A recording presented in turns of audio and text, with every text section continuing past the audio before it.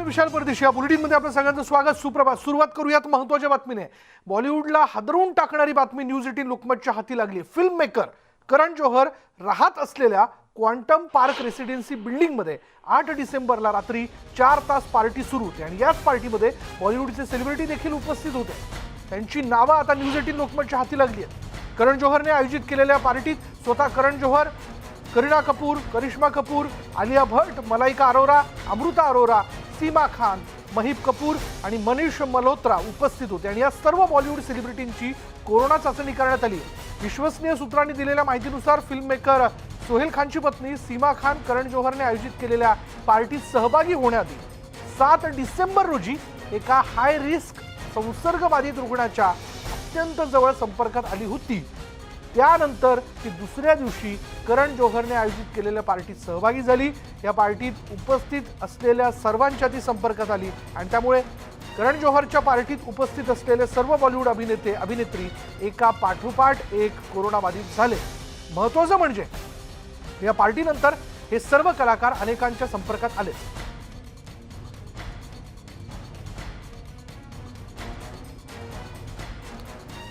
आणि याच विषयी आपण बोलणार आहोत. आमचे प्रतिनिधी उदय जाधव आपल्याबरोबर आहे. त्याचबरोबर आपल्यासोबत आहेत आमच्या प्रतिनिधी सुष्मिता बधाने. सुरुवातीला मी उदयकडे जाणार आहे. उदय, आता या बॉलिवूड पार्टीज नंतर एक प्रश्न जो उपस्थित होतो सर्वसामान्यांच्या वतीने की निर्बंध केवळ आम्हालाच का, या सेलिब्रिटींना नाही का? आणि त्याचे परिणाम आपण बघतोय.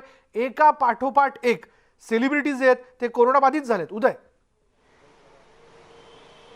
अगदी बरोबर विशाल तुझं. कारण सर्वसामान्य नागरिकांना एक न्याय आणि उच्चभ्रू बॉलिवूड सेलिब्रिटींना मात्र दुसरा न्याय, असं काहीसं चित्र जे आहे ते पाहायला मिळतं आहे.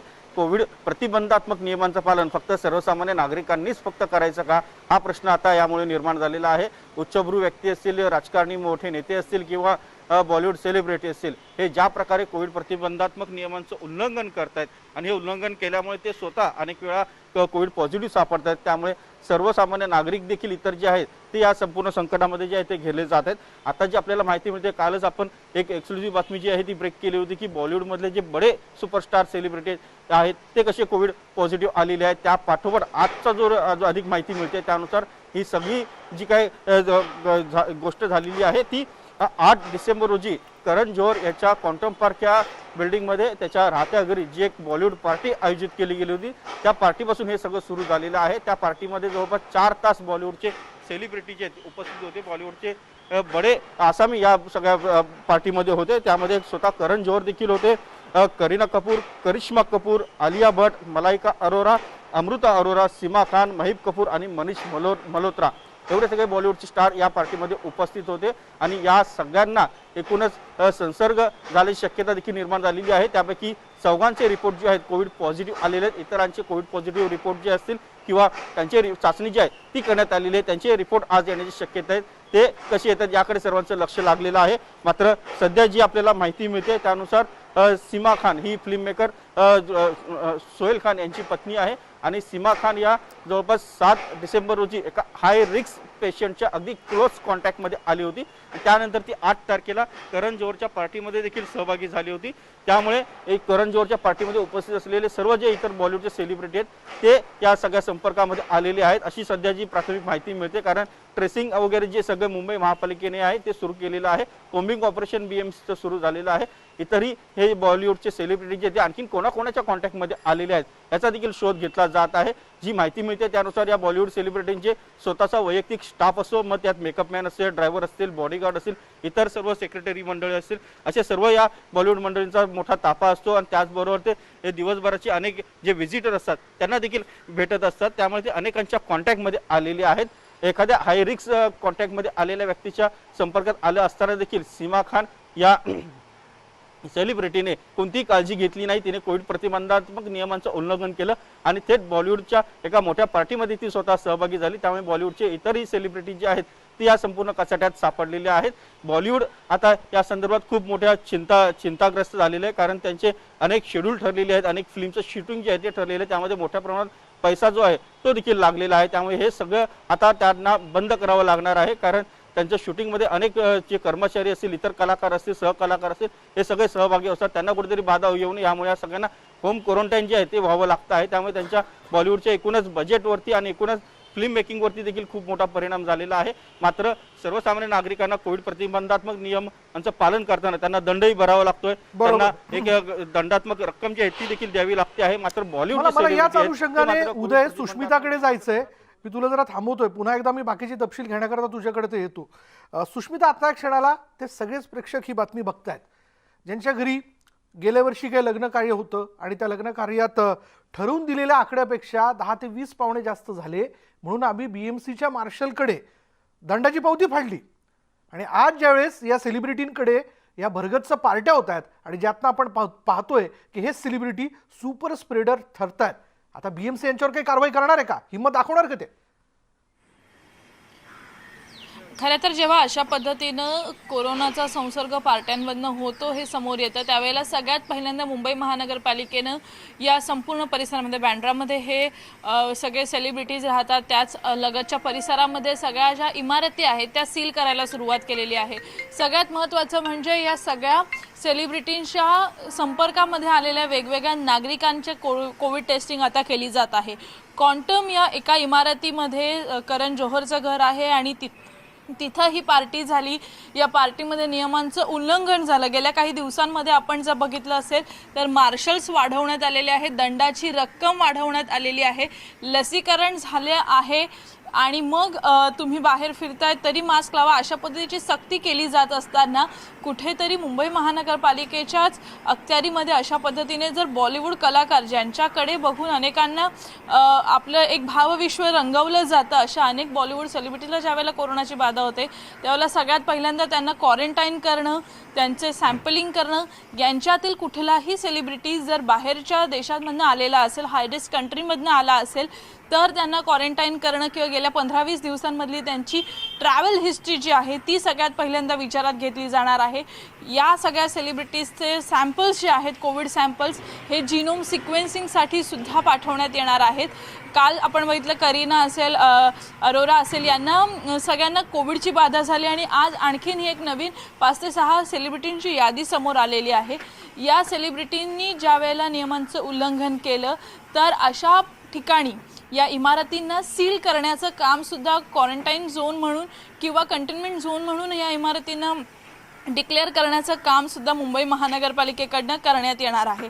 आणि आणखीन एक विचार याच निमित्तानं समोर आलेला आहे, जर सर्वसामान्यांवरती आपण कारवाई करत असू तर मग अशा पद्धतीने नियमांचं उल्लंघन करणाऱ्या या बड्या उच्चभ्रू वस्तीतील लोकांवरती का नाही? कारण एकीकडे धारावीमध्ये पहिला रुग्ण आढळला ओमिक्रॉनचा, तेव्हा मुंबईकरांना भीती वाटलेली होती, धारावीकर जर करू शकतात तर मग उच्चभ्रू वस्तीमधील लोक धारावी पॅटर्नच्या अनुषंगी बदल का घडवू शकत नाही? यापूर्वी सुद्धा आपण बघितलं असेल दुसऱ्या लाटेच्या वेळेला मुख्यत्वे मरीन ड्राईव्ह असेल, मलबार हिल असेल, पेडर रोड असेल अशा भागांमधल्याच नागरिकांना कोविडची बाधा जास्तीत जास्त झालेली पाहायला मिळाली होती आणि आता बॉलिवूड कलाकारांना सुद्धा याच पद्धतीची बाधा झालेलं समोर पाहायला मिळतंय। धन्यवाद सुष्मिता या सगळ्या तपशिलाबद्दल। उदय तुझे धन्यवाद या सगळ्या माहितीबद्दल। त्यामुळे हा प्रश्न जो आहे की सर्वसामान्य निर्बंध पण मग सेलिब्रिटींना नाहीत का, त्याचं उत्तर खरं तर आता बीएमसीला आपल्या कडक कारवाईच्या माध्यमातून दाखवून देणं फार आवश्यक ठरणार आहे। बघूयात आता बीएमसी ज्या पद्धतीने पावलं उचलते त्यातनं ही सगळी परिस्थिती नियंत्रणात येते का। पण अजूनही आपल्या सगळ्या दर्शकांना सांगणं की कोरोनाचं संकट आपल्या डोक्यावरनं मिटलेलं नाहीये, टळलेलं नाहीये, त्याच्यामुळे कोरोनाशी संबंधित त्रिसूत्रीचं पालन करा। पुढे पाहूयात इतरही बातम्या। समीर वानखेडेंच्या अडचणीत आणखी वाढ झाली आहे। राज्य उत्पादन विभागाची वानखेडेंना नोटीस आलेली आहे। बार परवाना प्रकरणी वानखेडेंना कारणे दाखवा नोटीस देण्यात आली। अवघ्या 17व्या वर्षी वानखेडेंच्या नावे परवाना काढण्यात आला। 27 ऑक्टोबर 1997ला हा परवाना काढण्यात आला आणि या बार परवान्यासाठी वयाची 21 वर्ष पूर्ण असावी लागतात अशी अट आहे। मात्र वानखेडेंच्या नावावर 17व्या वर्षीच परवाना आहे आणि त्यामुळे समीर वानखेडेंचा बार परवाना रद्द होणार असल्याची माहिती ठाणे पोलीस अधीक्षक निलेश सांगणेंनी दिली आहे। बोलूयात आमचे प्रतिनिधी अजित मांढरे आपल्या बरोबर आहे। अजित, खरं तर नियमात असणं नसणं या सगळ्या गोष्टी ज्या आहेत त्या समीर वानखेडेंच्या प्रकरणानंतर पुढे येताना दिसत आहेत आणि आता समीर वानखेडेंचं बार परवाना प्रकरण, काय माहिती याबद्दल?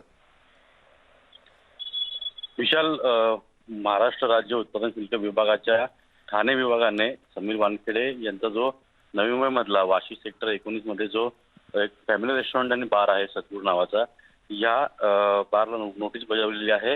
हा बार समीर वानखेडे यांच्या स्वतःच्या नावावरती आहे. त्यांनी ज्यावेळेस आपल्याला माहिती की अल्पसंख्याक मंत्री नवाब मलिक यांनी ज्यावेळी हा मुद्दा समोर आणला होता की हा बार और एक समीर वानखेडे का और एक फर्जीवाडा करून, त्यामुळे त्यांनी स्पष्टपणे मेन्शन केलं होतं की अधिकाऱ्याला अशा पद्धतीने बार घेणं किती योग्य आहे. नंतर कालांतराने हा मुद्दा जो आहे तो मागे पडला, कारण का त्यांनी ज्यावेळेस बार घेतला होता त्यावेळी ते अधिकारी नव्हते. पण आता यामध्ये एक नवीन मुद्दा समोर आलाय, तो म्हणजे ज्यावेळेस 1997ला समीर वानखेडे यांच्या नावावरती या बारचा परवाना आला त्यावेळेस त्यांचं वय, त्यांचं जर आपण जन्मतारीख जर कॅल्क्युलेट केली तर त्यांचं वय जे आहे ते 17 वर्ष येतं. म्हणजे कुठेतरी 18 वर्षांना पूर्ण झालेली नव्हती आणि त्यांना हे परवाना घेण्यासाठी त्यांना सरकारी नियमानुसार ते त्याला एलिजिबल नव्हते. ह्या सगळ्या गोष्टी ज्या आहेत त्याची एक चौकशी केली गेली उत्पन्न शुल्क विभागाकडून आणि ही चौकशी अंती ही गोष्ट समोर आली की समीर वानखेडे यांनी जो बार घेतला होता त्यावेळेस त्यांचे वडील जे आहेत ते राज्य उत्पन्न शुल्क विभागामध्ये अधिकारी पदावरती होते. तर त्यांनी त्यांच्या अधिकारांचा गैरवापर केला आहे का आणि या सगळ्या गोष्टीची चौकशी झाली आणि त्यात त्यांना आता नोटीस धाडलेली आहे. 7 दिवसाच्या आतमध्ये त्यांना या नोटिसीला उत्तर द्यायचं आहे की त्यांचं लायसन्स जे आहे ते निलंबित. बरोबर आहे. पण म्हणजे यामध्ये ते हे स्पष्टपणे दिसून येते की 17व्या वर्षी ते बार परवाना मिळवू शकत नाहीत. त्यांच्या नावावरती 17व्या वर्षी बार परवाना काढण्यात आलेला आहे, जेव्हा की बार परवाना जर तुम्हाला हवा असेल तर वयाची 21 वर्ष पूर्ण असावीत, असा यातला महत्त्वाचा नियम आहे. धन्यवाद अजित या सगळ्या तपशिलाबद्दल. पुढे पाहूया बातमी आहे नागपूरमधून. नागपूरच्या जागेवर भाजपनं चंद्रशेखर बावनकुळे यांना संधी दिली होती, तर भाजपमधून आलेले नगरसेवक डॉक्टर रवींद्र उर्फ छोटू भोयर यांना काँग्रेसकडून तिकीट देण्यात आलं होतं. काँग्रेसनं थेट पक्षाचा नगरसेवक फोडून त्यांना उमेदवारी दिल्यानं भाजपनं आपले नगरसेवक सहलीवर पाठवले. मतदान फुटू नये म्हणून भाजपकडून सतर्कता बाळगण्यात आली होती. मात्र मतदानाच्या आदल्या दिवशी काँग्रेस प्रदेशाध्यक्षांनी पत्रक काढत अपक्ष उमेदवार मंगेश देशमुख यांना जाहीर पाठिंबा दिला होता. मात्र भाजपच्या नियोजनाला यश आलंय. भाजपचे उमेदवार चंद्रशेखर बावनकुळे नागपूर स्थानिक स्वराज्य संस्था मतदारसंघातनं आमदार म्हणून निवडून आले. मंगेश देशमुखांना जर आपण लक्षात घेतलं तर अवघे 166 मतं मिळाली आहेत. नागपुरात महाविकास आघाडीची 16 मतं फुटली आहेत, हे एक नवल आहे. आणि छोटू भोयर यांना अवघं 1 मत मिळालं. म्हणजे 554 जणांनी मतदान केलं. 362 मतं जी होती ती चंद्रशेखर बावनकुळेंना मिळाली. 166 मतं जी आहेत ती मंगेश देशमुख यांना मिळाली. आणि या अटीतटीच्या लढतीत भाजपनं बाजी मारली. पुन्हा एकदा आपण जाणून घ्या. बघा, भाजपचे नेते चंद्रशेखर बावनकुळे यांनी विधानसभेच्या निवडणुकीमध्ये 176 मतांनी विजय मिळवला. त्यानंतर त्यांच्यासोबत आपण संवाद साधला. नेमका हा विजय त्यांनी कसा मिळवला, कशी मोर्चे बांधणी केली, याविषयी त्यांच्याशी बातचीत केली आमचे प्रतिनिधी तुषार कोहळे यांनी. आपल्यासोबत भाजप नेते चंद्रशेखर बावनकुळे, या विजयाबद्दल तुमची पहिली प्रतिक्रिया. आमचे प्रधानमंत्री नरेंद्र मोदीजी, आमचे नेते अमित शहा, राष्ट्रीय अध्यक्ष JP नड्डाजी, माननीय नितीन गडकरीजी, आमचे लोकनेते देवेंद्र फडणवीसजी, चंद्रकांतदादा पाटीलजी, केंद्रीय पार्लमेंटरी बोर्ड, राज्याचं पार्लमेंटरी बोर्ड ज्यांनी मला तिकीट दिलं त्यांचे मी आभार मानतो. ज्या मतदारांनी मला मतं दिले 362 मतं मला मिळालीत. भाजपकडे 318 मतं होती आणि 2 नंबरचे मतं खूप जास्त मिळाली आहेत. आणि त्यामुळं माझ्यावर प्रेम करणाऱ्या त्या मतदाराचे मी आभार मानतो. महाविकास आघाडीमध्ये काँग्रेस पक्षाने हुकुमशाही पद्धतीनं पक्ष चालवला दिसलं. प्रदेशाध्यक्ष नाना पटोले हे 2 मंत्र्याच्या दबावात आले. एका उमेदवाराला उमेदवारी दिली, त्याला इन्सल्टिंग केलं, बेइज्जती केली आणि दुसऱ्या उमेदवाराला मतदान करायला लावलं. काँग्रेस पक्षामध्ये अफरातफरी माजली होती. नेत्यांच्या हुकुमशाही आणि मोगलशाही धोरणाविरुद्ध पक्ष कंटाळला होता आणि म्हणून त्यांच्या पक्षातले अनेक मतं मला मिळाले. अपक्ष उमेदवार मंगेश देशमुख यांनी 186 मतं घेतली. ते अपेक्षित होतं का तुम्हाला? 186 मतं काँग्रेस आणि राष्ट्रवादी आणि काँग्रेस आणि शिवसेना यांनी जर 50 मतं त्यांना नसती दिली तर काँग्रेस ही फार प्रचंड मागे आली असती. शिवसेना आणि काँग्रेसने मतं दिल्यामुळे 186 मतं दिसत आहेत. तुम्ही महाविकास आघाडीची मतं फोडली की अपक्ष आणि तर स्थानिक पक्षाची तुम्हाला मतं मिळाली? काँग्रेस मोठ्या प्रमाणात फुटलेली आहे. आपल्यासोबत आपण बघू शकतो की चंद्रशेखर बावनकुळे यांनी सांगितलं की हा जो विजय आहे या विजयामध्ये भाजपचं जे एक संघ पण होतं ते पाहायला मिळाला. सोबतच दुसरी महत्त्वाची गोष्ट ही की शिवसेना आणि राष्ट्रवादी ही काँग्रेससोबत होती, त्यामुळे ती 186 मतापर्यंत पोहोचू शकली. मात्र त्यांना जे 318 त्यांचे अधिकृत मतं होते त्यापेक्षा त्यांना जास्त मतं मिळाली, 362 पर्यंत ते पोहोचले. त्यामुळे त्यांनी महाविकास आघाडीतले इतर जे काही मित्रपक्ष होते त्यांची मतं फोडल्याचा दावा केला आणि या विजयाचा निश्चितच एक मोठा फायदा भारतीय जनता पक्षाला होईल असं देखील त्यांनी सांगितलं. व्हिडिओ जर्नलिस्ट विलास खडसेसह तुषार कोळे, न्यूज 18 लोकमत, नागपूर. चला विजयाचं विश्लेषण करूयात, अधिक माहिती जाणून घेऊयात. आमचे प्रतिनिधी तुषार कोळे आपल्याबरोबर आहे. तुषार, मला तो दिवस आठवतो ज्या दिवशी रवींद्र भोयर हे भाजपमधून बाहेर पडले, काँग्रेसमध्ये गेले, काँग्रेसमधून त्यांना तिकीट देण्यात आलं आणि त्यावेळी माध्यमांशी बोलताना त्यांनी दावा केला होता की मी भाजपचे नगरसेवक फोडणार, मी ज्या पद्धतीने ते फोडेल त्यात माझा विजय निश्चित आहे असं ते म्हणत होते. आणि नंतर ज्या प्रकारे घडामोडी घडत गेल्या, गणित नेमकं कुठे चुकलं महाविकास आघाडीचं की त्यांची मतं फुटलेली आहेत आणि भाजपचा उमेदवार निवडून आला?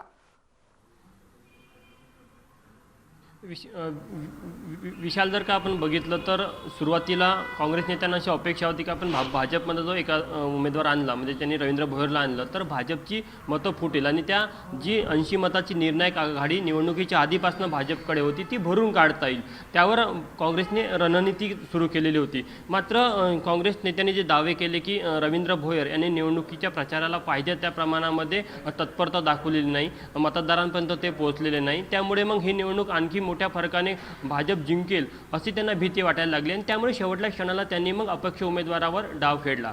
आता अपक्ष उमेदवारावर डाव खेळल्यामुळे काँग्रेसला असं वाटलं की स्वतःची तर ते मतं शाबूत ठेवेल, सोबतच भाजपच्या मतांमध्ये देखील ते सेंध लावेल, पण तसं झालं नाही. या निवडणुकीमध्ये काँग्रेसचीच 16 मतं फुटलेली आहे, म्हणजे महाविकास आघाडींची 16 मतं फुटलेली आहे. आपण जर का बघितलं तर भाजप दावा करत होतं की त्यांच्याकडे 318 मतं आहे, मात्र भाजपला मिळाली 362 मतं, म्हणजे भाजपला 44 ही अतिरिक्त मतं मिळाली. त्यामध्ये 16 मतं हे महाविकास आघाडीची आहे आणि बाकीची मतं ही इतर जे काही अपक्ष असेल, स्थानिक प्रादेशिक पक्ष असेल त्यांची मतं आहे. यासोबतच जर का आपण बघितलं तर चंद्रशेखर बावनकुळे हे 176 मतांनी जिंकले. म्हणजे निवडणुकीच्या सुरुवातीला चंद्रशेखर बावनकुळे हे 80 मताच्या निर्णायक आघाडीवर होते, मात्र निकालामध्ये त्यांना अतिरिक्त 90 मतं मिळाली. त्यामुळे चंद्रशेखर बावनकुळेने निवडणुकीची घोषणा झाल्यापासून जी रणनीती आखलेली होती ती रणनीती त्यांची काम करताना दिसली. मात्र काँग्रेसची सुरुवातीला जो प्रचाराचा पहिला आठवडा होता तो एकदम शांततेमध्ये गेला, मतदारांसोबत संपर्क होत नव्हता आणि काँग्रेस देखील स्वतः गोंधळलेली होती, कारण की शेवटच्या क्षणाला त्यांना उमेदवार कोण ठेवायचा, रवींद्र भोयर यांना ठेवायचं की मंगेश देशमुख यांना उमेदवारी द्यायची, हे शेवटपर्यंत काँग्रेस ठरवू शकलं नाही आणि मतदानाला अगदी 12 तास शिल्लक राहिले असताना त्यांनी ते जाहीर केलं. त्यामुळे 12 तासामध्ये ज्या काही काँग्रेसला हालचाली करायचा वेळ मिळाला तो अत्यंत कमी वेळ मिळाला होता. त्यामुळे निदान काँग्रेस आपले 202 मतं तरी शाबूत ठेवेल असं वाटत होतं. मात्र ज्या प्रकारे 16 मतांची फूट झाली आणि काँग्रेस म्हणजे महाविकास आघाडीच्या उमेदवाराला 186 मतं मिळाली, त्यामुळे निश्चितच आता या सर्व प्रश्नाची उत्तरं काँग्रेस नेत्यांना द्यावी लागेल, कारण की या संपूर्ण निवडणुकीचे नेतृत्व प्रदेश अध्यक्ष नाना पटोले करत होते आणि संपूर्ण निवडणुकीची धुरा ही मंत्री सुनील केदार यांच्या खांद्यावर होती. त्यामुळे या दोन्ही नेत्यांना या संपूर्ण गोष्टीवर मंथन करावं लागेल, त्याचं उत्तर द्यावं लागेल. आता छोटू भोयर काय बोलतात हे देखील बघणं महत्त्वाचं राहणार आहे. छोटू भोयर वारंवार दावा करत होते की त्यांच्या संपर्कात साधारण 40 ते 45 भाजपची नगरसेवक आहे आणि त्यामुळे जर का छोटू भोयरच हे उमेदवार आले असते तर हा आकडा आणखी वाढला असता का, म्हणजे मतांचा फरक कमी झाला असता का. आता छोटू भोयर या संदर्भात काय भूमिका मांडतात? छोटू भोयरचं असं म्हणणं आहे की मला उमेदवारी नाकारली, की मी भलेही या सगळ्या याच्यातनं पाठीमागे आलेलो असलो तरी काँग्रेसमध्ये मी तिकिटासाठी आलेलो नव्हतो आणि माझ्या बाजूने जो उमेदवार आता काँग्रेसच्या वतीने देण्यात आलेला आहे त्याला जिंकून आणण्यासाठी मी सर्वतोपरी प्रयत्न करेन असं त्यांनी म्हटलेलं होतं. बघूयात या सगळ्या मतांच्या प्राप्त आकडेवारीतनं ते काय प्रतिक्रिया देत आहेत. तुम्ही आपल्याबरोबर असेच थांबा, जाऊयात अकोल्यामध्ये. अकोल्याबद्दल बोललंच पाहिजे, कारण अकोल्यातून भाजपचे वसंत खंडेलवाल विजय झालेत. वसंत खंडेलवाल यांना 443 मतं मिळाली आहेत. निवडणुकीत 197 मतं फुटल्याची माहिती अकोल्यात मिळते आणि यातनं म्हणजे या मतांमधनं 31 मतं जी होती ती अवैध ठरलेली आहे. म्हणजे जिथे अकोला स्थानिक स्वराज्य मतदारसंघाचा जर आपण विचार केला तर असं म्हटलं जात होतं की पुन्हा एकदा शिवसेनेचा उमेदवार इथून निवडून येऊ शकतो, पण असं घडलेलं नाही. वसंत खंडेलवाल हे विजयी झालेत. निवडणुकीत 197 मतं फुटल्याची माहिती मिळते. 31 मतं ही अवैध ठरलेली आहेत. बोलूयात आमचे प्रतिनिधी कुंदन जाधव आपल्या बरोबर आहेत.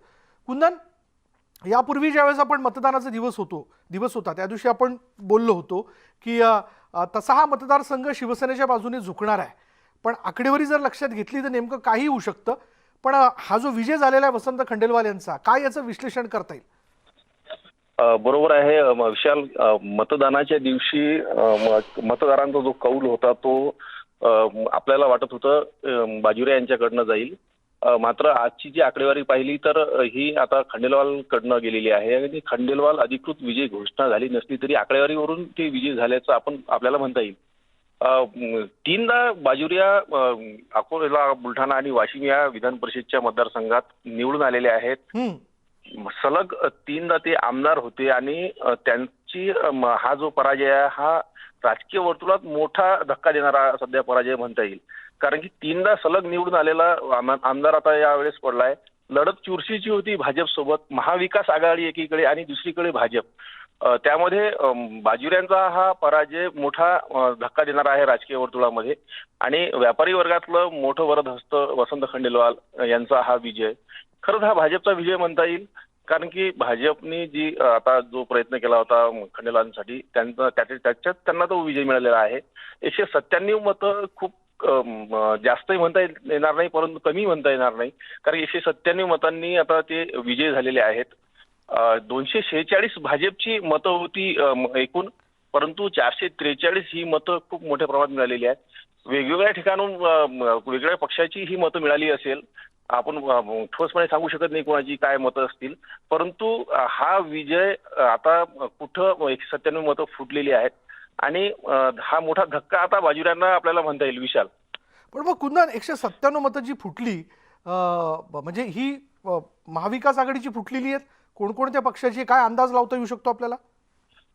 विशाल, या संदर्भात आपण सुरुवातीलाच मतदानाच्या दिवशी बोललो होतो की महाविकास आघाडी जे बाजुरे आहेत. जरा तुला थांबवतोय. आपल्या बरोबर चंद्रकांत पाटील देखील आहेत, त्यांच्याशी आपण बोलूयात. चंद्रकांत पाटीलजी, या दोन्ही विजयाचं आपण कसं विश्लेषण कराल? आपल्याला आत्मविश्वास होता की आपले दोन्ही उमेदवार निवडून येतील? पूर्ण आत्मविश्वास होता. मी सुरुवातीला खूप आनंद व्यक्त करतो. विशेषतः बावनकुळेंचा विजय माझ्या आयुष्यातला मोठा आनंदाचा प्रसंग आहे. एखादा माणूस त्याच्यावर अन्याय झाल्यानंतरही पक्ष सांगेल ते काम करत राहतो आणि शेवटी त्याला त्याचं फळ मिळतं. मोठं उदाहरण चंद्रशेखरजी आहे. या दोन्ही निवडणुकांचं विश्लेषण असं आहे की सामान्य जनता तर महाविकास आघाडीला कंटाळलीच आहे. ती वेगवेगळ्या निवडणुकीमध्ये रिफ्लेक्शन देते की आम्ही तुमच्याबद्दल समाधानी नाही आहोत. 22 राज्यांनी पेट्रोल डिझेलवरचा वॅट रद्द केला, तुम्ही अजून करते वगैरे मोठी यादी आहे. तसं पक्षाच्या चिन्हावर निवडून आलेले ओपन निवडणूक झाली तर बिचारे डिस्क्वालिफिकेशनच्या भीतीने त्यांच्या पक्षालाच मतदान करणार. पण गुप्त मतदान पद्धतीमध्ये हे सगळे लोकप्रतिनिधी कंटाळले आहेत. त्यांना माहिती आहे की भविष्य हे फक्त मोदींचं आहे. ते गुप्त मतदान पद्धती जेव्हा जेव्हा असेल त्या वेळेला बटन दाबून किंवा त्या ठिकाणी प्रेफरन्स लिहून बीजेपीलाच मतदान करणार. हिंमत असेल तर विधानसभेची निवडणूक नियम का बदलताय? गुप्त मतदान हा नियम आहे ना, तो नियम न बदलता गुप्त मतदान पद्धतीने करा, मग तुम्हाला दिसेल की विधानसभेचा अध्यक्ष कोणाचा होतो. चंद्रकांत पाटीलजी, छोटू भोयर यांनी काँग्रेसमध्ये जाऊन असा दावा केला होता की भाजपचे 40 ते 45 नगरसेवक मी फोडणार, त्यांचं मतदान मलाच असेल. पण मात्र इथे तसं काहीच घडू शकलेलं नाहीये. हे नेमकं तुम्ही साध्य कसं केलं? गरजेल तो पडेल काय? शांत डोक्याने काम करायचं असतं. गरजेल तो पडेल काय? यांचं काय झालेलं आहे की ऍक्सिडेंटली आलं सरकार आणि ह्यांना असं वाटलं की बा हे आमच्या प्रयत्नाने आलं आणि त्यामुळे इतका सत्तेचा अहंकार निर्माण झालेला आहे. तर आम्ही ठरवलंय की बा या विषयामध्ये फार रिॲक्ट न होता रिझल्ट दाखवायचे. लोकशाहीमध्ये शेवटी विजय महत्वाचा असतो, तो मिळाला. 6 पैकी 4 जागा जिंकल्या आपण. या विजयाबद्दल आपलं अभिनंदन. धन्यवाद आमच्याशी बोलल्याबद्दल. आणि आपण पाहतोय की भाजपचा हा विधान परिषद निवडणुकीतला मोठा विजय. ब्रेकनंतर मुद्दा महाराष्ट्राचा या बुलेटिनमध्ये आपलं सगळ्यांचं स्वागत. ब्रेकनंतर पाहूयात, उद्यापासून 1ली ते 7वीचे वर्ग सुरू करा असे आदेश जे आहेत ते मुंबई महापालिकेने त्या शाळेच्या मुख्याध्यापकांना देऊ केलेले, तसे निर्देश त्यांना देण्यात आलेले आहेत. पण शाळांकडून मात्र अजूनही विद्यार्थ्यांना कोणत्याही सूचना देण्यात आलेल्या नाही आहेत. त्याच्यामुळे पालकांमध्ये शाळेत पाल्याला पाठवायचं की नाही याबद्दल संभ्रमाचं वातावरण आहे. 15 डिसेंबरपासून 1ली ते 7वीचे वर्ग सुरू करण्याच्या सूचना मुंबई महापालिका शिक्षणाधिकारी राजू तडवी यांनी दिल्यात. मुंबईतील प्राथमिक शाळा सुरू करण्याचा निर्णय महापालिकेने 30 नोव्हेंबरलाच घेतला आहे. कोरोना प्रतिबंधक नियमावलीही त्यावेळी जाहीर झाली होती. मात्र शाळा सुरू होण्यास 1 दिवस शिल्लक असताना शाळांकडून कोणत्याही सूचना देण्यात आलेल्या नाहीत. त्यामुळे पालक वर्गात संभ्रमाचं वातावरण आहे. मुंबई महापालिकेचे शिक्षणाधिकारी राजू तडवी यांनी 30 नोव्हेंबरला पत्रकार परिषद घेऊन 15 डिसेंबरपासून 1ली ते 7वीचे वर्ग सुरू होणार असल्याचं जाहीर केलं होतं. आठवड्याभरानंतर तडवी यांना पुन्हा शाळा सुरू होण्यासंदर्भात विचारणा केली असता 15 डिसेंबरपासून प्राथमिक शाळा सुरू करण्याच्या निर्णयात कोणताही बदल झालेला नसल्याचं त्यांनी स्पष्ट केलंय. पण अजूनही शाळांकडनं तसे निर्देश म्हणजे किंवा तशा सूचना पालकांपर्यंत पोहोचवण्यात आलेल्या नाहीयेत. हे असं का घडतंय याचबद्दल अधिक माहिती जाणून घेऊयात. आमचे प्रतिनिधी विशाल पाटील आपल्या बरोबर आहेत. विशाल, आता पालक म्हणून म्हणजे आपण जर पालकांच्या भूमिकेत तर आपण नेमकं काय समजावं? कारण आपल्याला हे तर कळतंय माध्यमांमधनं की 15 डिसेंबरपासून शाळा सुरू करण्याचा निर्णय घेण्यात आलेला आहे, पण अजूनही शाळेच्या वतीने पालकांना सूचना का देण्यात आलेल्या नाहीयेत? विशाल सर, ह्याच्यामध्ये सगळंच आपण बघायला गेलं तर या शाळा सुरू करण्याच्या बाबतीत मुंबई महापालिका आयुक्तांबरोबर एक बैठक झाली होती. साधारणतः या गोष्टीला आता एक 20 दिवस होत आले. त्यानंतर शिक्षणाधिकारी राजू तडवी यांनी पत्रकार परिषद घेऊन स्पष्ट केलं होतं की 15 डिसेंबरपासून 1ली ते 7वी ती शाळा चालू करण्यात येईल. कारण का ओमायक्रॉनचं संकट आलं होतं. ओमायक्रॉनच्या केसेस ज्या आहेत ह्या सुरुवातीला सापडत होत्या आणि त्यामुळेच लहान मुलांना धोका नसावा म्हणून हे 15 दिवस जे ते पुढे ढकलण्यात आले होते. त्यानंतर 8 दिवसानंतर राजू तडवी यांनी स्पष्टपणे सांगितलं होतं की 15 डिसेंबरलाच शाळा सुरू होतील. मात्र आता अनेक शाळांचं असं म्हणणं आहे की आम्हाला कुठच्याही प्रकारचे तसं निर्देश आलेले नाहीत किंवा लेखी तशा प्रकारचं पत्र आलेलं नाही आहे. त्यामुळे ह्या सगळ्या गोष्टींमुळे एक संभ्रम जो आहे तो निर्माण झालेला आपल्याला पाहायला मिळतोय. पालकांमध्ये सुद्धा आता एक त्या सगळ्या गोष्टींमुळे संभ्रम निर्माण झालेला आहे. त्यामुळे आता महानगरपालिकेकडनं याच्या बाबतीत काय स्पष्टीकरण दिलं जातं हे पाहावं लागेल. शाळांच्या तयारीच्या बाबतीत आपण जर बोलायचं झालं असेल तर शाळांची तयारी यादीही झालेली आहे. कारण का 8वी पासूनचे वर्ग जे आहेत हे सुरू असलेले आपल्याला पाहायला मिळत आहेत. त्यामुळे 1ली ते 7वी लहान मुलांच्या बाबतीत आरोग्याचा विचार करून 15 दिवस जे आहे ते पुढे ढकलण्यात आले होते आणि उद्यापासूनच म्हणजे 15 तारखेपासून शाळा ज्या आहेत ह्या पुन्हा चालू होतील. 1ली ते 7वीच्या विद्यार्थ्यांना शाळेत यावं लागेल अशा प्रकारचे निर्देश जे आहेत ते देण्यात आलेले. ह्याच्यामध्ये पालकांवरती ज्या आहेत ह्या अनेक गोष्टी अवलंबून ठेवलेल्या आहेत. बरोबर आहे, पालकांनी त्या संदर्भातली संमती देऊ करायची आपल्या विद्यार्थ्याला पाठवण्याच्या बाबतीत. पण असेही पालक आहेत ज्यांना आपल्या विद्यार्थ्यांना शाळेत पाठवायचे, पण आता त्यांच्यामध्ये संभ्रम आहे की 15 तारखेला शाळा सुरू करण्याच्या संदर्भातला निर्णय महापालिकेने घेतलाय, पण शाळेकडनं अजून त्यांना सूचना मिळालेल्या नाहीये. धन्यवाद विशाल या सगळ्या तपशिलाबद्दल.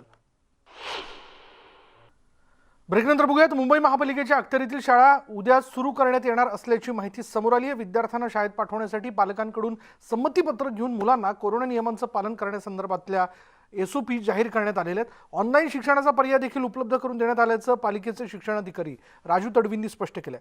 राजू तडवी यांच्याशी बातचीत केली आहे आमच्या प्रतिनिधी सुष्मिता भदाणे पाटील यांनी. मुंबई महानगरपालिका क्षेत्रातील शाळा 15 तारखेपासून सुरू होणार आहेत, परंतु ओमिक्रॉनचा धोका आणि कोरोना नियमावली लक्षात घेता अनेक पालकांच्या मनामध्ये संभ्रम आहे आणि याच विषयी बोलण्यासाठी राजू तडवी जे मुंबई महानगरपालिकेचे शिक्षणाधिकारी आहेत ते आपल्यासोबत आहेत. सर, खरं तर शाळा सुरू करण्याच्या निर्णयाला आपण काही काळ पुढे ढकललं होतं. राज्याच्या तुलनेमध्ये मुंबईच्या शाळा उशिरा सुरू होत आहेत. नेमकी काय नियमावली आहे? पालकांनी काय काळजी घ्यायची? विद्यार्थ्यांना कशा पद्धतीचे नियम असतील? हो, राज्य शासनाने 1 डिसेंबरपासून सर्व महाराष्ट्रात शाळा सुरू केल्या होत्या, परंतु मुंबई महानगरपालिकेच्या शाळा सुरू करण्याचे सर्व अधिकार आमच्या माननीय आयुक्त महोदयांना आहेत. त्यांच्या आदेशान्वये आपण 15 डिसेंबर एक तयारीसाठीचा पिरियड घेऊन 15 डिसेंबरपासून आपण उद्यापासून शाळा सुरू करण्याचा निर्णय घेतलेला आहे. आपण याआधी पण सर्व SOP जी आहे गाईडलाईन पालकांसाठी आणि मुलांसाठी ती जारी केलेली आहे की एका बेंचवर एकच मुलगा बसणार आहे, मुलांना मास्क असणार आहेत आणि उद्यापासून सर्व व्यवस्थापनाच्या, सर्व माध्यमाच्या, सर्व मीडियमच्या सर्व शाळा सुरू करण्याचे लेखी आदेश आपण 1 डिसेंबरलाच दिलेले आहेत. आणि याबद्दलच्या मुख्याध्यापकांनी पालकांच्या सभा घेणं, त्याच्यानंतर पालकांचं संमतीपत्र घेणं हे पण काम आमचं केलेलं आहे. मुंबई महानगरपालिकेच्या जवळजवळ 40% अंदाजित पालकांनी आम्हाला संमती दिलेली आहे 1ली ते 7वीच्या मुलांसाठीची. मधली सुट्टी असणार आहे का? किंवा जर एखाद्या पालकाला वाटत असेल की आपल्या मुलाला शाळेत नाही पाठवायचं, ऑनलाईनचा पर्याय अवेलेबल असेल का? ऑनलाईनचा पर्याय अवेलेबल आहे, आधी पण होता, आता पण आहे. पालकांच्या संमतीशिवाय मुलं शाळेमध्ये येणारच नाही आहेत आणि 3 ते 4 तासापेक्षा जास्त शाळा भरणार नाही, म्हणजे मधली सुट्टी पण असणार नाही, मुलं एकत्र डबा खाणार नाही, 1-2 तास हार्डली शाळा भरणार आहे. सर्व शाळा या सुरू होणार आहेत, परंतु नियमांचं पालन करणं सुद्धा तितकंच गरजेचं असल्याचं राजू तडवी शिक्षणाधिकारी यांनी स्पष्ट केलेलं आहे. व्हिडिओ जर्नलिस्ट रमेश भटसह मी सुस्मिता भदाणे पाटील, न्यूज 18 लोकमत, मुंबई. ब्रेकनंतर आपलं स्वागत. ब्रेकनंतर पाहूयात, मुंबईकरांनो, तुम्ही वाहतुकीचे नियम मोडत असाल तर आत्ताच सावध व्हा, कारण तुम्ही आता वाहतुकीचा नियम मोडला तर तुम्हाला मोठा दंड भरावा लागणार आहे. पोलिसांनी वाहतूक नियम मोडणाऱ्यांना चाप देण्यासाठी दंडाची रक्कम तब्बल 1,000 ते 10,000 पट वाढवली आणि यामुळे मुंबईत गाडी चालवताना जर तुम्ही वाहतुकीचे नियम मोडले तर तुमचा खिसा रिकामाच झाला म्हणून समजा. आता संपूर्ण मुंबई CCTV असल्याने तुम्ही वाहतूक पोलिसांना चकवा देऊ शकत नाहीत, कारण मुंबईत डिजिटल चलन आकारलं जातंय आणि त्यामुळे यापुढे वाहतुकीचे नियम मोडण्याआधी विचार करा.